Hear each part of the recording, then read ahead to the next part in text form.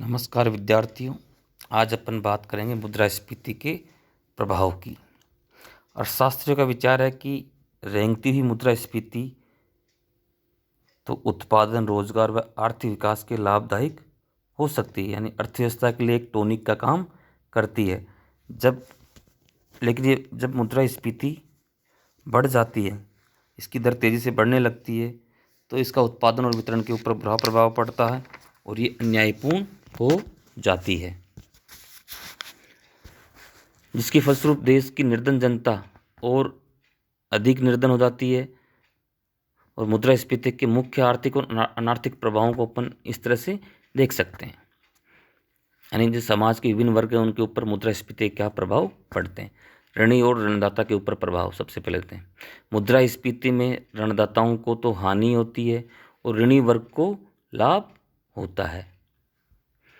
मान लो एक व्यक्ति 2,000 रुपये की राशि एक साल के लिए उधार पर लेता है और एक साल बीतने पर मुद्रास्फीति की स्थिति पैदा हो गई।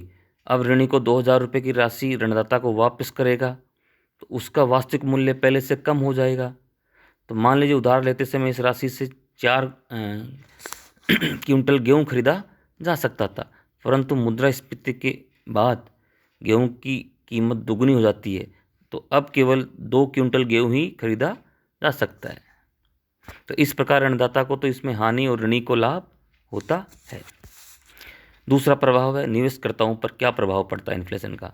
अब इन्वेस्टर को भी दो भागों में अपन बांट सकते हैं। एक तो वे इन्वेस्टर जिन्होंने सरकारी प्रतिभूतियों, डिवेंचर्स, बॉन्ड्स आदि में इन्वेस्ट करते हैं, इस पर निश्चित आय प्राप्त होती है। और दूसरा वे जिन्हें संयुक्त पूंजी कंपनियों में हिस्से खरीदे हैं, यानी शेयर्स में जो इन्वेस्ट करते हैं, और इनकी आय प्राय मुद्रास्फीति के दौरान बढ़ती रहती है। तो इस दोनों वर्गों में मुद्रास्फीति के कारण पहले वर्ग जो सरकारी प्रतिभूतियों, बॉन्ड्स में इन्वेस्ट करता है उसको तो हानि होती है, दूसरे वर्ग जो शेयर्स में इन्वेस्ट करता है उसको लाभ होता है, क्योंकि मुद्रा का वास्तविक मूल्य कम हो जाता है। तीसरा अपन ले सकते हैं निश्चित आय वर्ग के ऊपर प्रभाव। तो निश्चित आय वर्ग में अपन ले सकते हैं श्रमिक है, कर्मचारी, टीचर्स, सभी नौकरी पेशा लोगों को शामिल कर सकते हैं। इन्हें मुद्रास्फीति के फलस्वरूप सबसे अधिक हानि उठानी पड़ती है। कारण क्या है इसका कि वस्तुओं सेवाओं की कीमतें बढ़ जाती है पर उनकी मौद्रिक आय में कोई विशेष वृद्धि नहीं होती। तो और मुद्रास्फीति में क्या, मुद्रा का मूल्य कम हो जाता है, इसलिए इनकी आय में थोड़ी सी वृद्धि हो भी जाए मान लीजिए, तो कीमतें के बढ़ने के फलस्वरूप पहले की तुलना में वो कम वस्तुएं सेवाएं खरीद पाते हैं। तो इसलिए निश्चित आय वर्ग के ऊपर मुद्रास्फीति का विपरीत प्रभाव पड़ता है। उत्पादक और उद्यमियों पर क्या प्रभाव पड़ेगा। उत्पादक तथा उद्यमी वर्ग एक ऐसा वर्ग है जिससे मुद्रास्फीति से लाभ प्राप्त होता है, क्योंकि इस वर्ग को होने वाले लाभ के कई कारण हैं। एक तो क्या, वस्तुओं की मांग बढ़ जाती है, इसलिए वे अधिक उत्पादन करते हैं तो उसे ऊंची कीमतों पर बेचते हैं। दूसरा क्या, कच्चा माल उन्होंने मुद्रास्फीति से पहले ही खरीदा हुआ होता है, जिससे उनको लाभ प्राप्त होता है। और तीसरा, मजदूरी में वृद्धि कीमत की तुलना में कम वृद्धि होती है, जिससे भी उनको फ़ायदा होता है। और जो उद्यमी व्यापारी ऋण लेते हैं उन्हें भी मुद्रास्फीति से लाभ प्राप्त होता है।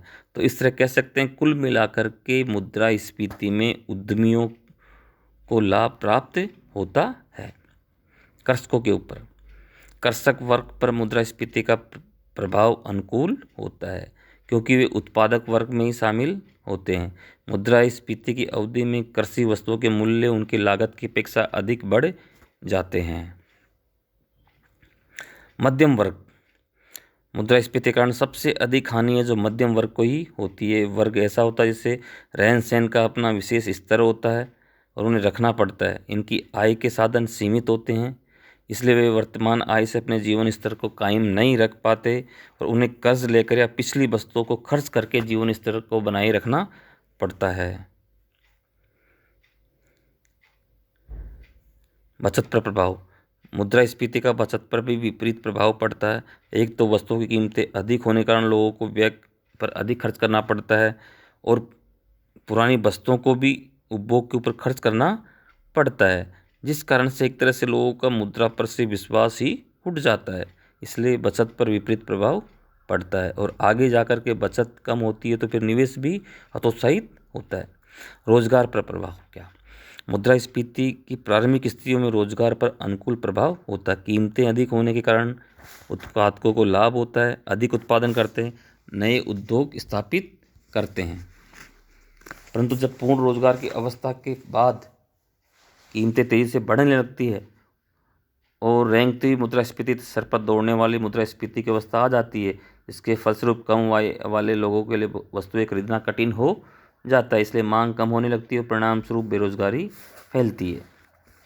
भुगतान संतुलन पर प्रभाव।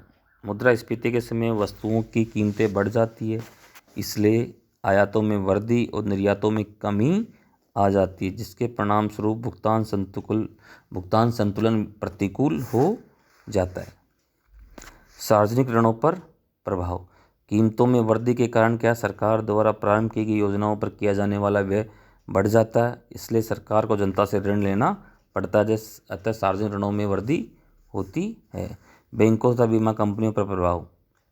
मुद्रास्फीति के कारण व्यापारी उद्योगपतियों कृषकों की आय में वृद्धि होती है, इसलिए वे लोग अधिक पैसा बैंकों में जमा कराते हैं। इसके फलस्वरूप बैंकिंग संस्थाओं का विकास होता है, बीमा कंपनियों का विकास होता है। नए नए उद्योग स्थापित होने के कारण जोखिम में भी वृद्धि होती है, इसके फलस्वरूप बीमा कंपनियां भी अपने व्यापार में वृद्धि करती है। करों पर प्रभाव। करों में वृद्धि होने के कारण सरकार का व्यय काफ़ी बढ़ जाता है। सरकार उस बड़े व्यय को पूरा करने के लिए नए नए कर लगाती है और पुराने करों की दरों में वृद्धि करती है। इस प्रकार लोगों पर करों का भार बढ़ जाता है। नेक्स्ट गिना सकते हैं अपन नैतिक प्रभाव। मुद्रास्फीति के कारण नैतिकता पर बुरा प्रभाव पड़ता है। व्यापारी वर्ग अधिक धन के लालच में अंधा होकर के मुनाफाखोरी, जमाखोरी, मिलावट इत्यादि जैसी बुराइयों का सहारा लेते हैं। जैसे कि एंड्रू डी वाइट ने अपनी पुस्तक में लिखा है कि फ्रांसीसी क्रांति काल में मुद्रा प्रसार के कारण फ्रांस के प्रमुख शहरों में विलासिता तथा दुराचार, जो लूटने की अपेक्षा गंभीर दोष थे, चारों ओर फैल गए थे। सरकारी कर्मचारी भी अधिक भ्रष्ट हो जाते हैं और देश में रिश्वतखोरी और नैतिक मूल्यों का पतन हो जाता है। इस प्रकार मुद्रास्फीति के अधिकांशतः विपरीत प्रभाव ही अर्थव्यवस्था पर देखने को मिलते हैं।